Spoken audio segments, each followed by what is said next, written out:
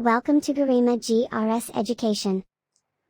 Hello students, ये चलेगा इंगन-हॉज experiment. ये इंगन-हॉज एक्सपेरिमेंट विभिन्न धातुओं की चालकता थर्मल कंडक्टिविटी को डिफाइन करेगा। इसमें क्या होता है, एक रेक्टेंगुलर टाइप बॉक्स होता है। बॉक्स में ये अलग अलग धातुओं की रॉड लगी हुई होती हैं, ठीक है।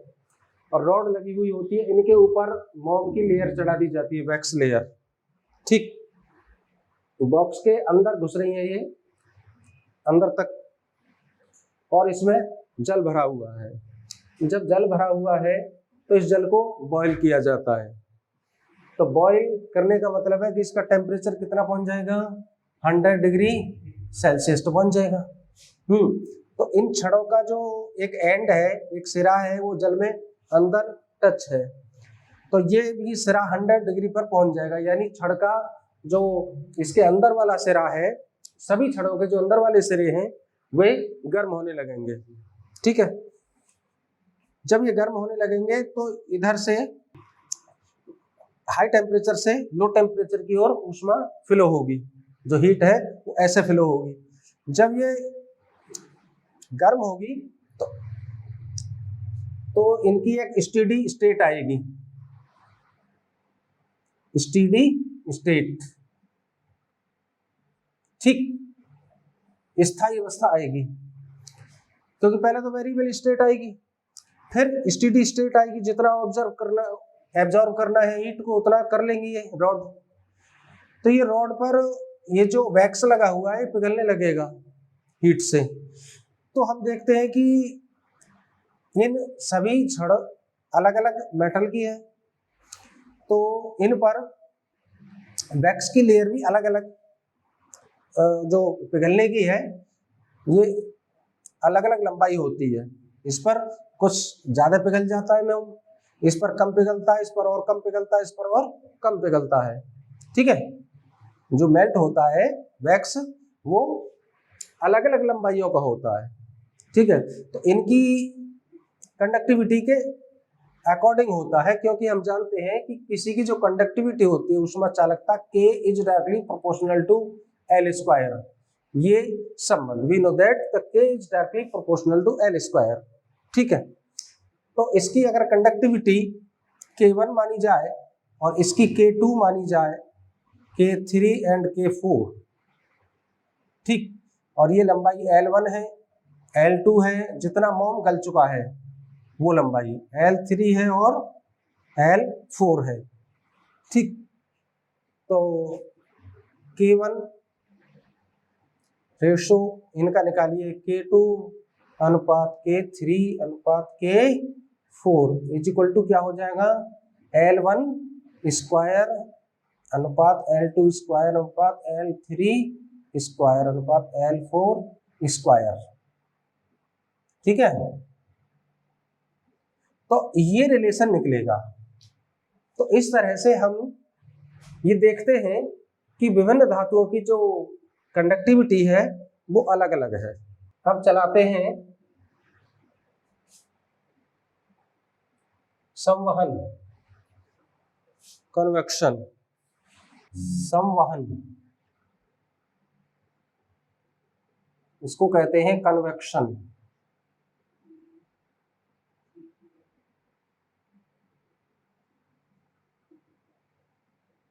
हमने चैप्टर के स्टार्टिंग में बताया था कि हीट जो ऊष्मा है इसका जो ट्रांसमिशन होता है वो 3 प्रकार से होता है।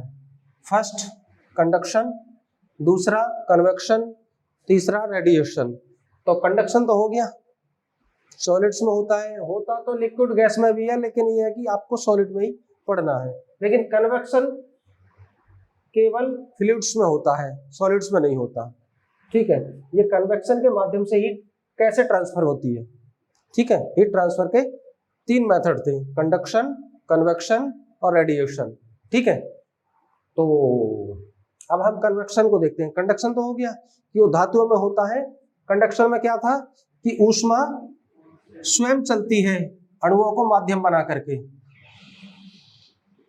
अणुओं को माध्यम बना करके हीट स्वयं चलती है। जब ये गर्म होता है तो इसके संपर्क वाला भी गर्म हो जाता है, और ये इस तरह से अणुओं का सहारा लेकर के हीट स्वयं चलती है। ठीक, ये कंडक्शन था एक मेथड। दूसरा मेथड संवहन क्या होता है। जैसे मान लो इस बीकर में जल भरा हुआ है,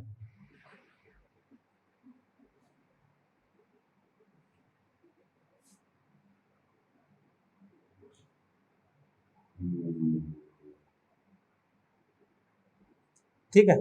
अब इसको हम गर्म करते हैं, यानी कि इसको हम हीट प्रोवाइड करते हैं। क्या होगा, सबसे पहले बर्तन गर्म होगा। अरे जल को किसी बर्तन में ही तो रख के गर्म करेंगे। तो बर्तन गर्म होगा तो इसके जो संपर्क में पानी के मॉलिक्यूल्स हैं, जो अणु है पानी के, वो गर्म हो जाएंगे। वो गर्म हो करके क्या होगा, आयतन बढ़ेगा। अगर उसको एवॉइड कर दें, 0 से 4 के बीच में, जो हमने बताया था कि एबनॉर्मल कंडीशन में पानी होता है गर्म करने से, वो 0 और 4 के बीच में था। अगर रूम टेम्परेचर की बात करें तो उसमें आयतन बढ़ेगा। जब वॉल्यूम बढ़ने से क्या होगा, डेंसिटी कम हो जाएगी। भाई डेंसिटी क्या होती है, डेंसिटी मास अपॉन वॉल्यूम होती है। घनत्व बराबर द्रव्यमान बटे आयतन होता है। तो जब ये इनका वॉल्यूम बढ़ जाएगा, जब ये चीज बढ़ेगी तो घनत्व कम हो जाएगा। घनत्व कम होने का मतलब है कि वो हल्का हो जाएगा, वो पानी के मॉलिक्यूल्स हल्के हो जाएंगे, तो ये ऊपर उठेंगे और इनका स्थान लेने के लिए कोई अन्य मॉलिक्यूल इससे हाई डेंसिटी का नीचे आएगा, यहां से आएगा अथवा यहां से आएगा, नीचे आएगा। ठीक है, और फिर दूसरा मॉलिक्यूल जाएगा, तो ये क्या है, इसका टेम्परेचर हाई है, गर्म अणु ऊपर चलेगा और ठंडे अणु इसका स्थान नीचे लेने के लिए नीचे आएंगे। इस तरह से जब पानी को गर्म करते हैं हम, तो उसे ध्यान से देखिए, पानी में मूवमेंट होता है, चलने लगता है पानी। ठीक है, कुछ आप कलर डाल दीजिए तो दिखाई देगा, वैसा भी दिखाई देता है, चलने लगता है पानी। ठीक है, तो ये जब तक, तो इनको कहते हैं हम कन्वेक्शन करंट्स, संवहन धाराएं उत्पन्न हो जाएंगी पानी में। ठीक है, ये है कन्वेक्शन करंट्स।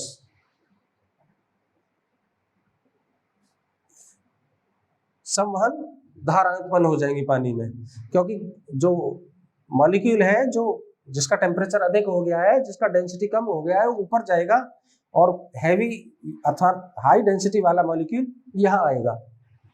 तो इस तरह से ये गर्म पानी ऊपर, ठंडा नीचे, गर्म पानी ऊपर और ठंडा नीचे, इन्हीं को। तो ये क्या हो रहा है, कन्वेक्शन में क्या होता है। कंडक्शन में, पहले कंडक्शन समझिए। कंडक्शन में ये रॉड थी, तभी डिफरेंस समझ में आएगा।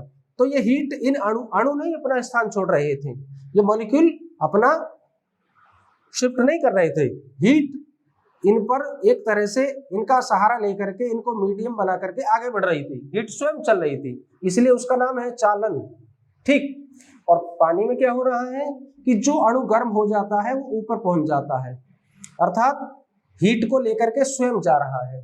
संवहन, ले जाना, हीट को स्वयं ले जा रहा है, संवहन माने ले जाना। ठीक, तो हीट को स्वयं ले जा रहा है, और दूसरा मॉलिक्यूल जो ठंडे वाला यहाँ आएगा तो ये भी गर्म होगा, क्योंकि नीचे से तो आग जल रही है, तो ये भी गर्म होकर के ऊपर जाएगा। ठीक है, इस तरह से ऊष्मा को नीचे से ऊपर ले जा रहे हैं। कोई भी मॉलिक्यूल ऊपर से नीचे आता है डाउन टेम्परेचर का, तो उसका टेम्परेचर गर्म होकर के फिर ऊपर, तो ऊष्मा को स्वयं अणु ले जा रहे हैं, इसलिए इसका नाम संवहन है। और ये जब तक चलेंगी कन्वेक्शन करंट्स, जब तक संपूर्ण द्रव का ताप समान नहीं हो जाएगा। संवहन का मतलब समझ गए, चालन में ऊष्मा अणुओं का माध्यम लेकर के अणुओं पर बैठ करके चलती है, यानी ही ऊष्मा स्वयं चलती है, और संवहन में अणु ऊष्मा को ले जाते हैं एक स्थान से दूसरे स्थान तक। इसमें माध्यम की आवश्यकता होती है, उसमें भी माध्यम की आवश्यकता होती है। ठीक है, समझ में आई। इसके कुछ एग्जाम्पल देख लीजिए, कोई प्रॉब्लम हो तो बोलो।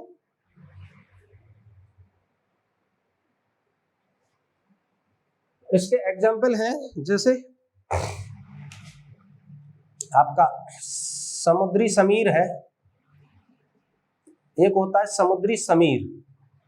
समीर का मतलब क्या होता है हिंदी में, बताओ कोई? समीर माने नहीं जानते जी? पवन, हवा, वायु। समीर, समुद्री समीर। एक होता है स्थलीय समीर।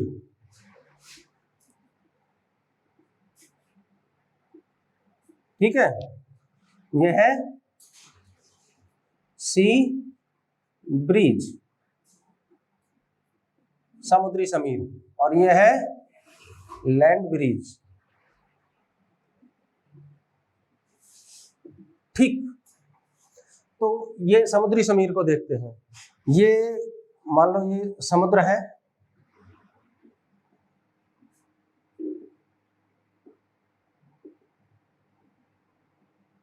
ठीक है, और यहां का ये क्या है, ये लैंड है, जमीन है, स्थल है। ठीक है, तो दिन में जब सूर्य द्वारा आए हुए प्रकाश से यानी इंफ्रारेड से जब पृथ्वी के ऊपर का वायुमंडल गर्म हो जाता है, ठीक समुद्र के यहाँ के वायुमंडल की अपेक्षा ये गर्म हो जाता है, तो गर्म वायु ऊपर उठती है। हल्की होने के कारण अभी थोड़ी देर पहले बताया था, गर्म वायु ऊपर उठती है। इसका स्थान लेने के लिए यहाँ आसपास से ही वायु आएगी, तो ये जो ठंडी वायु है ये इसका स्थान लेने के लिए आ जाती है दिन में, तो इसको कहते हैं समुद्री समीर। ठीक, समुद्र की तरफ से ठंडी वायु का आ जाना स्थल पर, क्योंकि स्थलीय वायु ऊपर जा चुकी है गर्म होकर के। और रात में विकिरण द्वारा पृथ्वी ठंडी होती है, जैसे ही विकिरण द्वारा गर्म हुई थी ऐसे ही ठंडी होती है, क्योंकि एक नियम है कि अच्छे अवशोषक अच्छे उत्सर्जक भी होते हैं, विकिरण में पढ़ेंगे, और बुरे अवशोषक बुरे ही उत्सर्जक होते हैं। तो रात के समय क्या होता है कि पृथ्वी का टेम्परेचर डाउन हो जाता है मुकाबले इसके अपेक्षा में, तो यहाँ गर्म वायु हो जाती है इसके रेफरेंस में, तो ये ऊपर उठती है गर्म वायु।